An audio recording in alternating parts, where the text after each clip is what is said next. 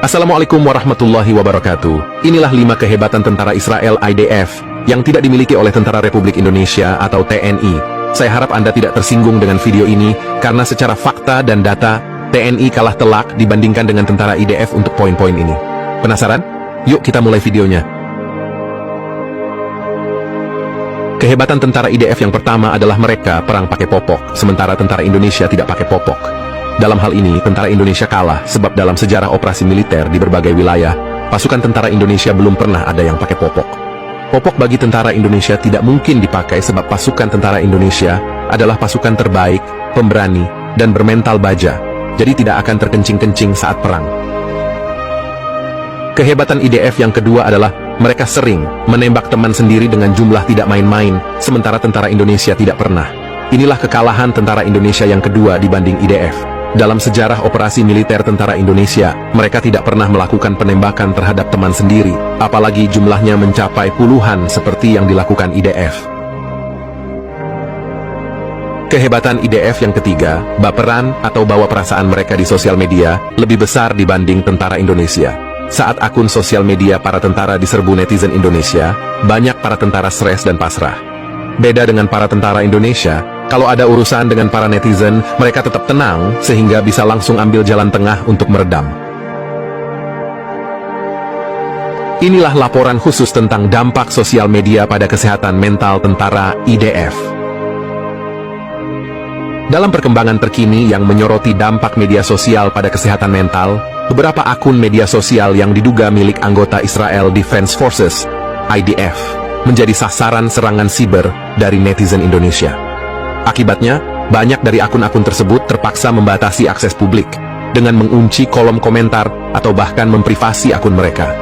Selain itu, beberapa akun ini juga melaporkan telah memblokir pengguna-pengguna dari Indonesia karena serangan terus-menerus di media sosial.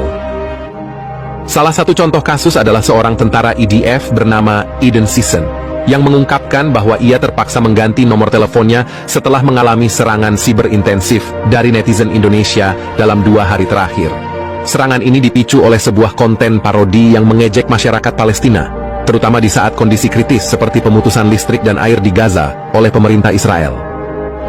Sebuah akun dengan nama pengguna Arya EO melaporkan, "Wow, sungguh mengerikan. Saya tidak tahu bagaimana caranya, tetapi tiba-tiba ratusan pendukung Palestina menyerbu profil saya.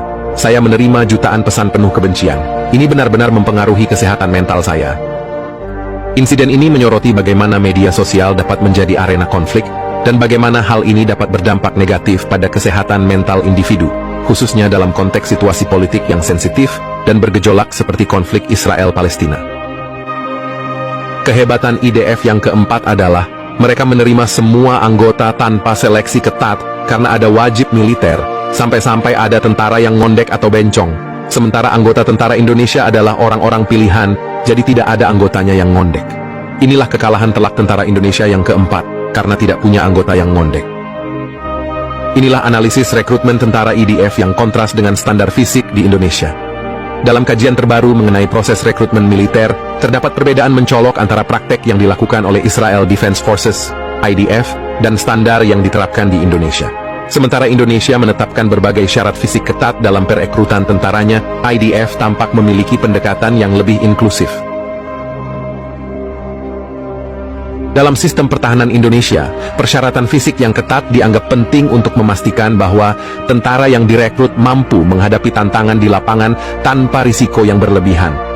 Pendekatan ini juga bertujuan untuk menyaring individu berkualitas tinggi yang dapat mengoptimalkan pertahanan nasional.